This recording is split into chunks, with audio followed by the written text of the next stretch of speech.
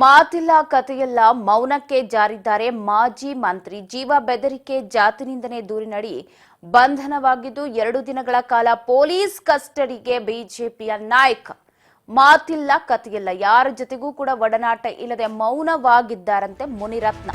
ಜೀವ ಬೆದರಿಕೆ ಜಾತಿನಿಂದನೆ ಆರೋಪದಡಿ 2 ದಿನಗಳ ಕಾಲ ಪೊಲೀಸ್ ಕಸ್ಟಡಿಗೆ ಬಿಜೆಪಿ ನಾಯಕ ಮುನಿರತ್ನ ಇರುವಂಥದ್ದು. ಈ ನಡುವೆ ಯಾರ ಜೊತೆಗೂ ಮಾತುಕತೆಯನ್ನ ನಡೆಸದೆ ಮೌನಕ್ಕೆ ಜಾರಿದ್ದಾರಂತೆ.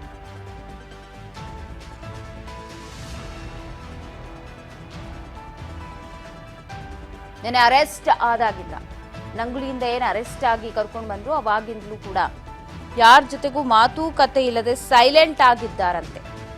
ನಿದ್ರೆ ಮಾಡದೆ ಗಾಢ ಯೋಚನೆಗೆ ಮರಳಿದ್ರಂತೆ ಮುನಿರತ್ನ.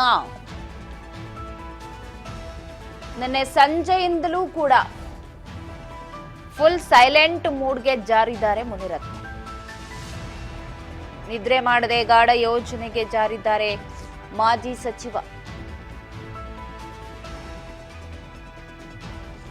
ಮಾತಿಲ್ಲ ಕಥೆಯಲ್ಲ, ಮೌನಕ್ಕೆ ಜಾರಿದ್ದಾರೆ.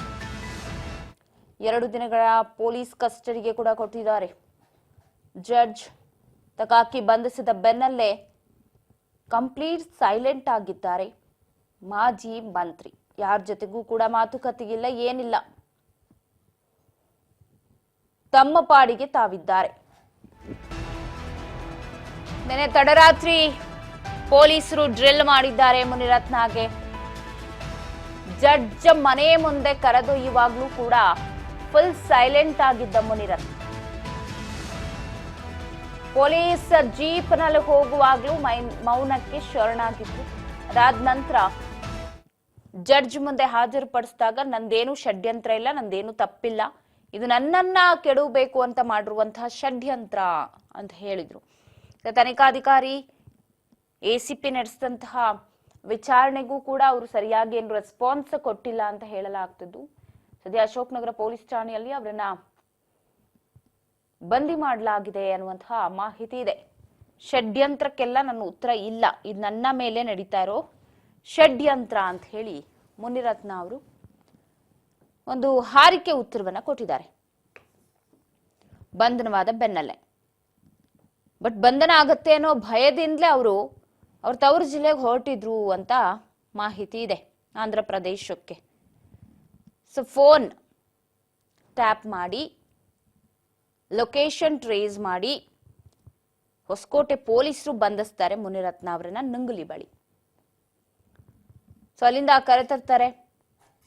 ಬರುವಷ್ಟರಲ್ಲಿ ಸಂಜೆ ಆಗತ್ತೆ. ಅದಾದ ನಂತರ ಪ್ರೊಸೀಜರ್ಗಳು ಇರತ್ತೆ. ಮೆಡಿಕಲ್ ಚೆಕಪ್ ಆಗಿರ್ಬೋದು, ಜಡ್ಜ್ ಮುಂದೆ ಕರ್ಕೊಂಡು ಹೋಗೋದು, ಇದೆಲ್ಲವೂ ಕೂಡ ಆದ ನಂತರ ಸರಿಸುಮಾರು 1:30-2:30 ತನಕನೂ ಕೂಡ ವಿಚಾರಣೆ ಮಾಡಿದ್ದಾರೆ. ಅದಾದ ನಂತರ ಏನೂ ಬಾಯಿ ಬಿಡದೆ ಇದ್ದಾಗ ಸರಿ ನಾಳೆ ಮಾಡೋಣ ಅಂತ ಸುಮ್ಮನೆ ಆಗಿರ್ತಾರೆ ಪೊಲೀಸರು. ಬಟ್ ಅವರಷ್ಟೂ ಪ್ರಶ್ನೆಗಳಿಗೂ ಮುನಿರತ್ನ ಅವರ ಉತ್ತರ ನಂದೇನೂ ತಪ್ಪಿಲ್ಲ, ನಾನೇನೂ ಮಾಡಿಲ್ಲ, ನಾನೊಬ್ಬ ಅಮಾಯಕ ಅನ್ನೋ ಥರ ಸೈಲೆಂಟ್ ಆಗೇ ಇದ್ದಾರೆ ಅಂತ. ರಾಜರಾಜೇಶ್ವರಿ ನಗರ ನಿವಾಸಿ, ಅಲ್ಲಿನ ಶಾಸಕರು ಮುನಿರತ್ನ.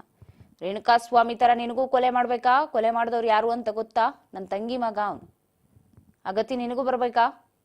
ಈ ತರದೆಲ್ಲ ಆವಾಜ್ ಹಾಕಿದ್ದು. ರೀತಿ ಸಾಕಷ್ಟು ಅವಹೇಳನಕಾರಿ ಅಸಹ್ಯಕರವಾದ ಹೇಳಿಕೆಗಳನ್ನ ಕೊಟ್ಟು ಇದೀಗ ಪೊಲೀಸರ